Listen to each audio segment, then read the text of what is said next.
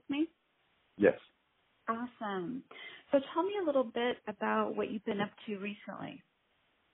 Well, in addition to, being a dad and stuff, the band reunited, it's been 15 years now. But we'd broken up for about, I want to say 10 years or so. Mm-hmm. And I had gone off to do other things. And then VH1 came along and had this show called Bands Reunited, and they reunited the band, and then we've been playing ever since. That's awesome. With three, myself and two original members, so three of us, three of the four original members, and then we have a new bass player and drummer who actually had been playing with me throughout the 90s or whatever. Right on. I remember those days, not too long ago. Doesn't seem like that long ago, but then when the numbers start to add up, you're like, wow, I can't believe it's been 20 years since this, or 30 years since that, Right. And it's harder to imagine. It's harder to imagine when you're in your 20s to imagine 30 years, but then it catches up with you. Absolutely. And it goes faster and faster and faster. Mm-hmm. So you guys are doing an extensive tour with Lost 80s Live. Tell me a little bit more about how that came into fruition.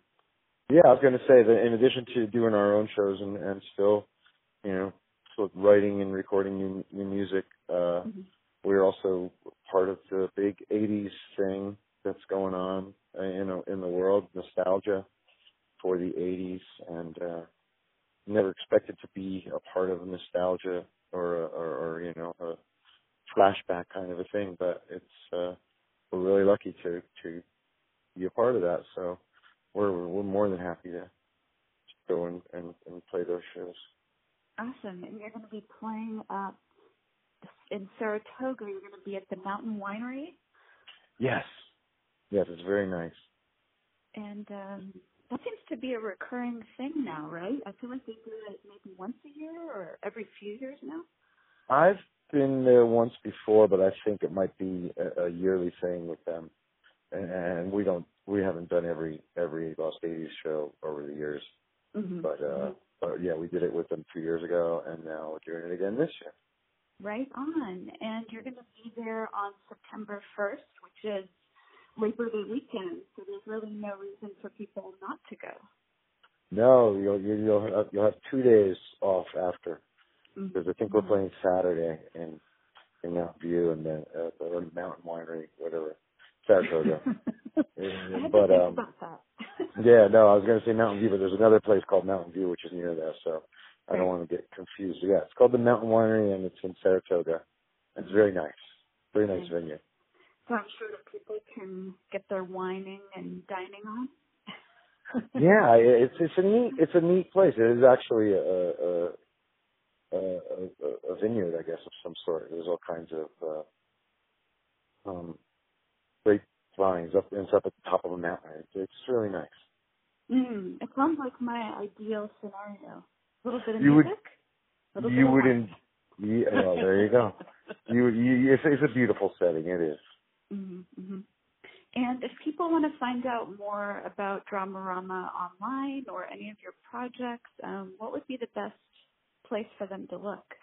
Well, we only just recently got a real website going, and it's thedramarama.com. Mm-hmm.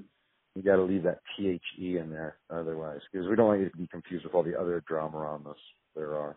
There's a TV show, and there's this Korean band has a song called Dramarama, and it's a popular word.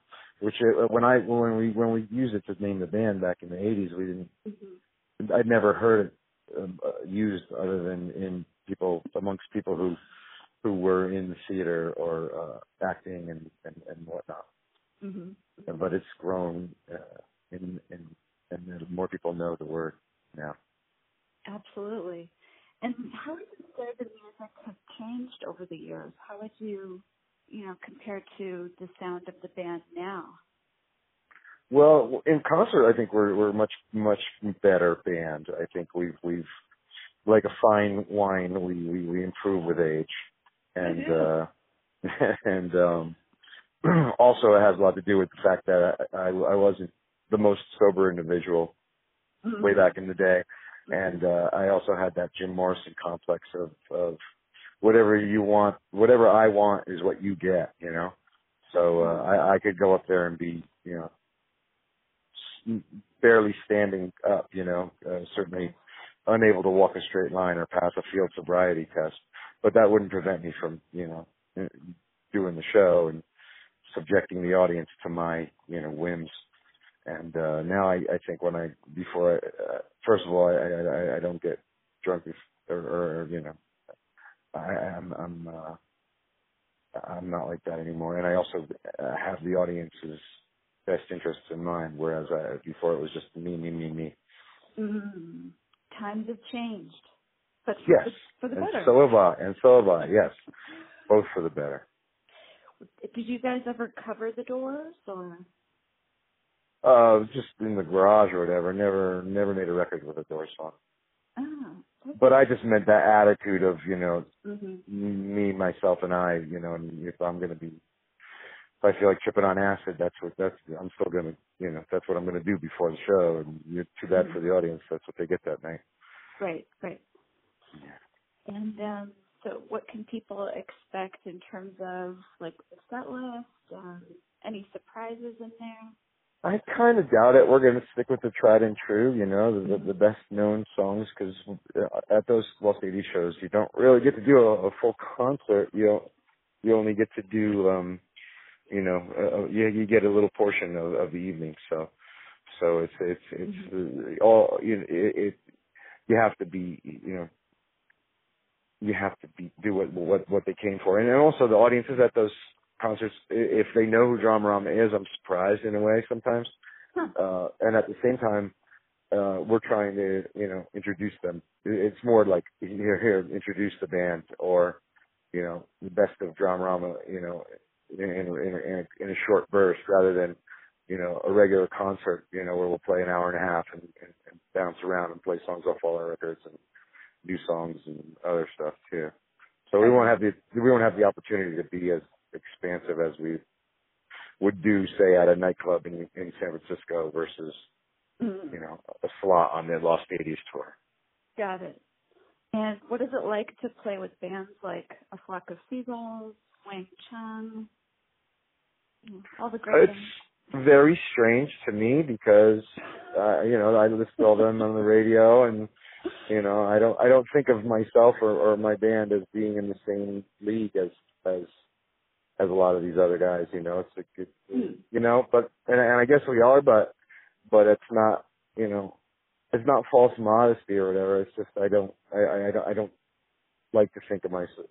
I don't like to be conceited. I don't want to be that guy, you know, too pretentious, and I've known too many guys in bands who that's all they think about is their band, and all they talk about is their band, and all they think about is so.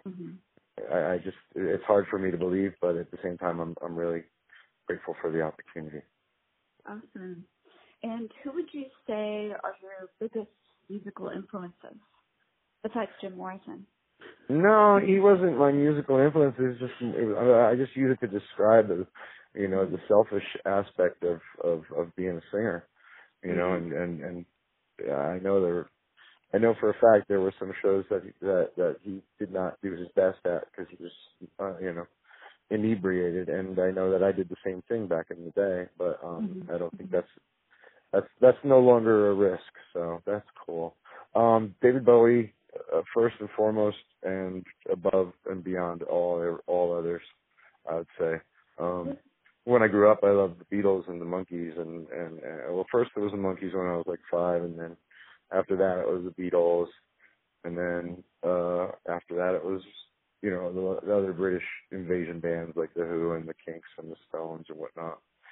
But then Bowie came along, and that was that. And not just Bowie, but the bands that Bowie championed, like Mott the Hoople or Iggy Pop or you know, Lou Reed, people that, you know, wouldn't have wouldn't really be known in America hardly if it wasn't for them, wasn't for him. Mm-hmm. And so a lot of that kind of stuff, you know. And then punk rock came, and I like, and then I started writing my own stuff. You know, punk rock was good because it showed me that I didn't have to go to music school and you know, be really educated musically to be a musician. Well, those are all the bands I listen to, so check. Nice. That's good. And where do you see the band going in the next few years? Honest to goodness, I'm surprised we're still rolling, and we do have new recordings. We put out an album, gosh, back in 2005, and soon after we started working on another one, but it's one thing and another, and the fact that the music business has kind of died down, so to speak, has softened my enthusiasm for putting out new music. We were affiliated. Our last album we put out with the help of Tower Records, and then they went out of business.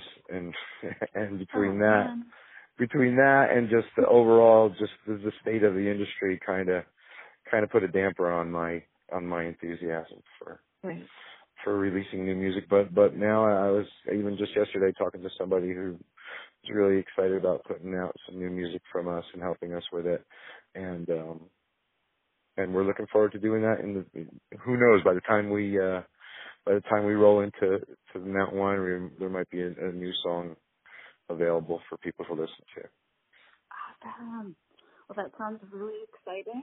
And again, you guys are going to be playing September 1st Yes. at the Lost 80s Music Festival at the Mountain Winery in Saratoga, and we're really looking forward to it.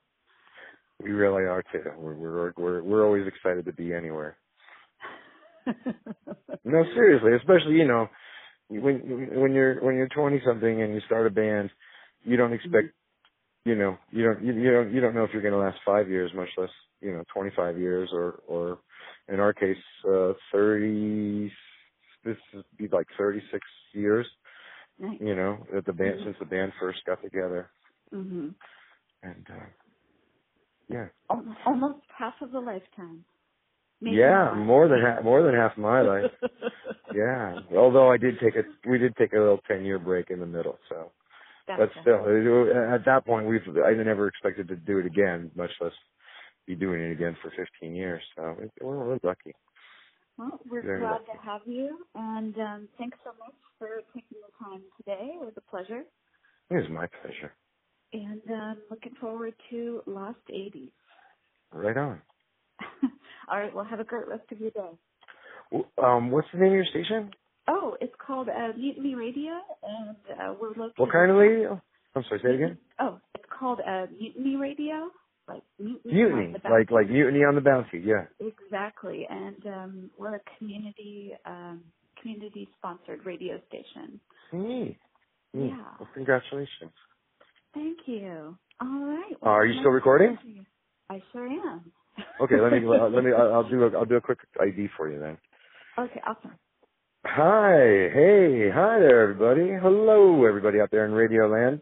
This is John Easdale from Dramarama, and you're listening to Mutiny Radio. Awesome. Thanks so much, John. Not at all. Thank you for asking. All right. And when will this run? Back closer to the show? Yeah, probably another month or so. Yeah. That makes more sense. I was just I want to tell the publicist from the tour, so she knows that she's got one more thing. That whether or not it's her, even though she had nothing to do with it, she'll take credit for it, I'm sure. Good luck trying. Yeah, well, thank you so much for asking. It means a great deal. And if you come to the show, please come to say hello. I'd love to come. Yeah. I don't know what our situation is with or how many guests we're allowed, but if I have any names on the guest list, you'll be the first one I put on there. Awesome. Well, I'll check in with you maybe in a couple of weeks and just I'll actually be in England from the middle of August to like 3 days before we get there. So call me like a day or two before the show if you want to come, and if I can get you in, I sure will. Thanks very much. Well, I hope you have a great trip abroad. Be safe. Thank you so much. You have a great summer. You too. All right. Take All care. right. Okay. Bye.